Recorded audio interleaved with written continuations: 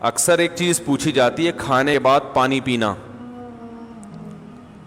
یہ جو آج کل نہار منہ پانی پینے کی حدیثیں گڑھی جا رہی ہیں نا کہ نہار منہ پانی پینا اتنا فائدہ، ایسی کوئی حدیث نہیں ہے.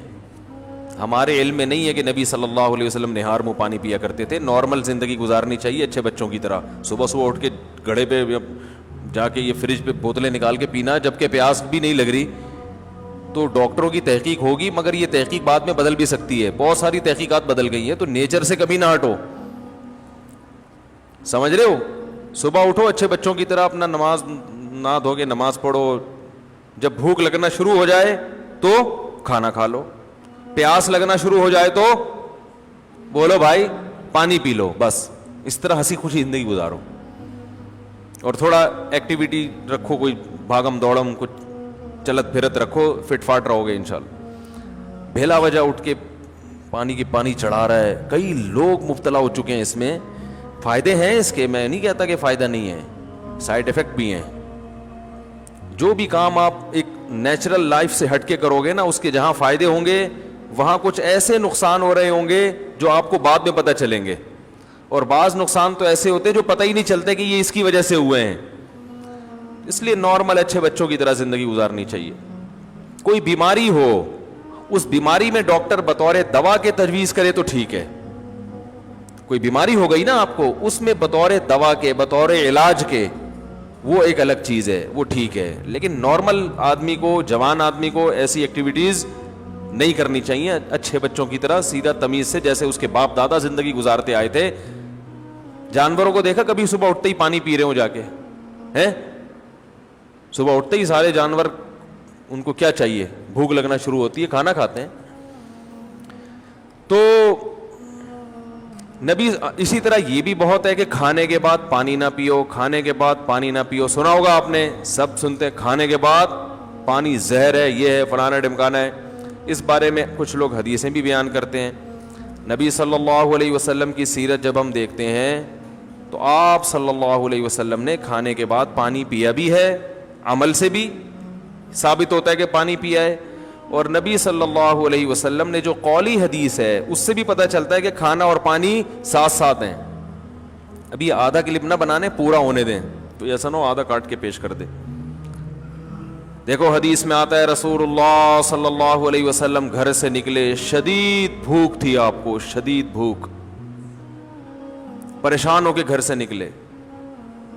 حضرت ابو بکر ملے، کیا مسئلہ ہے؟ ان کے ساتھ بھی یہی مسئلہ تھا، بھوک کی شدت نے پریشان کر دیا. حضرت عمر کا بھی یہی مسئلہ، بھوک کی شدت نے پریشان کر دیا. یہ تینوں اصحاب جا رہے ہیں. ایک صحابی نے کہا، دعوت کی ان کی، اپنے باغ میں لے کر گئے، تر کھجوریں سامنے لا کے رکھیں. آپ صلی اللہ علیہ وسلم نے ان کھجوروں کو تناول فرمایا اور فرمایا ان نعمتوں کے بارے میں ہم سے قیامت کے دن سوال ہوگا. اور وہ کھجوریں آپ نے کھانے کے بعد کنویں کا میٹھا پانی پیا اور سیر ہو گئے. پانی پینے کا مزہ ہی کھانے کے بعد ہے. نہیں آ رہی سمجھ؟ جب شدید بھوک میں آپ کھجوریں کھاؤ گے اور اس کے بعد پانی پیو گے تو کیا مزہ نہیں آئے گا؟ کھجوریں کھا لیں، اب پیاس لگ رہی ہے آپ کا، نہ کھانے کے 3 گھنٹے کے بعد پانی، 2 گھنٹے کے بعد پانی، وہ بہت مصیبت ہے بھائی. یہ نیچر ہے، کھاتے ہی پانی پینے کا دل چاہتا ہے. اور ایک اور حدیث سنا دیتا ہوں. آپ صلی اللہ علیہ وسلم نے فرمایا معدے کے 3 حصے کرو، ایک حصہ کھانا، ایک حصہ پانی، ایک حصہ ہوا. تو یہ جو ایک حصہ پانی اور ایک حصہ کھانا، اس کا صاف مطلب ہے کہ کھانے کے ساتھ ہی پانی ہے، تبھی تو اس کے لیے جگہ چھوڑنی ہے. کیا ہو گیا؟ اگر کھانے کے 2 گھنٹے بعد پانی ہوتا تو 1/3 کھانا تو وہ ہضم ہو چکا ہوتا ہے، پھر تو پورا معدہ پانی کے لیے تیار ہے. تو دونوں حدیثوں کو ملائیں تو رزلٹ کیا سامنے آئے گا کہ کھانا پانی قرآن میں کیا ہے؟ کلو واشربو، کھاؤ اور پیو، کھاؤ اور پیو. تو کھانا پینا اکٹھا ہے. لیکن دونوں حدیثوں کو ہم ساتھ ملاتے ہیں. آدھی حدیث لوگ ہیں نا، آدھی نہیں لوگ، پھر مسئلہ خراب ہوگا. دونوں کو ساتھ ملاتے ہیں. ایک حدیث میں آ رہا ہے کھانے کے بعد آپ نے پانی پیا اور کھجور کے بعد, جس میں عام طور پہ منع کیا جاتا ہے, اور دوسری حدیث میں آ رہا ہے کہ 1/3 کھانا 1/3 سانس لینے کے لیے جگہ. اتنا بھر کے کھاتے ہیں کہ سانس ہی نہیں آ رہا ہوتا, وہ پھیپھڑوں کی جگہ نہیں مل رہی ہوتی پھولنے کے لیے.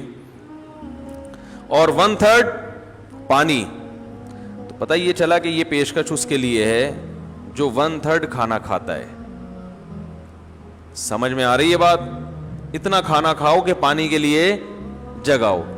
آج کل جو منع کیا جاتا ہے کھانے کے بعد پانی سے, ان لوگوں کو شاید ڈاکٹروں کی مراد وہ لوگ ہوں یا سب لوگ ہی ایسا کر رہے ہیں, وہ یہاں تک کھاتے ہیں, اس کے بعد جب آپ پانی پیئیں گے تو وہ کھانا پھول جاتا ہے یا اور مسائل پیدا کرتا ہے, وہ جگہ بچتی نہیں ہے. اس سے نتیجہ کیا نکلتا ہے؟ بد ہضمی. تو وہ تھوڑا کھانا اگر کھایا جائے تو اس کے بعد پانی پینے میں کوئی حرج نہیں ہے, بلکہ فائدہ مند ہے, کیونکہ نبی نے جو کام کیا وہ نقصان دہ نہیں ہو سکتا. دوسری بات یہ کہ پانی کس قسم کا پینا ہے. ہمارے نبی نے جو پانی پیا وہ کنویں کا, وہ ایک نارمل ٹیمپریچر ہوتا ہے اس کا, اور ہمارے ہاں جو کھانے کے بعد پانی پیا جاتا ہے وہ فریج کا نکلا ہوا ٹھنڈا ٹھاٹ. سمجھ میں آ رہی ہے بات؟ اس سے میدے کا کیا ہو جاتا ہے؟ بیڑا غرق. یہ جو ہمارا میدا ہے نا یہ وائز گھومتا ہے ایسے, یعنی میرے لحاظ سے دیکھیں نا یوں کر کے گھومتا ہے, آپ کے لحاظ سے یوں کر کے گھومتا ہے, یہ ایسے گھوم رہا ہوتا ہے یہ. تو جب آپ ٹھنڈی ٹھاٹ چیز پانی اس میں ڈالتے ہو تو اس کی جو گھومنے کی حرکت ہے وہ سست ہو جاتی ہے, اور وہ جو کھانا ہے وہ مختلف قسم کے کھانچوں میں پھنس جاتا ہے. ٹھیک ہے نا, جیسے ایک چیز گھوم رہی ہو نا, کوئی چکی ہے جو اپنے گھوم رہی ہے پیس رہی ہے, تو ظاہر ہے فرق پڑتا ہے نا, اس کی رفتار سلو ہو جائے تو میدے کی رفتار ٹھنڈے ہونے کی وجہ سے کیا ہو جاتی ہے, تو اس سے قبض ہوتا ہے اور درجنوں بیماریاں پیدا ہوتی ہیں. تو پانی کھانے کے بعد پی سکتے ہیں آپ, بشرطے کہ کھانا آپ نے تمیز سے کھایا ہو اور پانی کا ٹیمپریچر بہت زیادہ کم نہ ہو, ٹھنڈا پانی نہ ہو. سمجھ رہے کہ نہیں سمجھ رہے؟ تو اس بارے میں جو حدیثیں پیش کی جاتی ہیں نا کھانے کے بعد پانی نہ پینا, وہ صحیح نہیں ہے.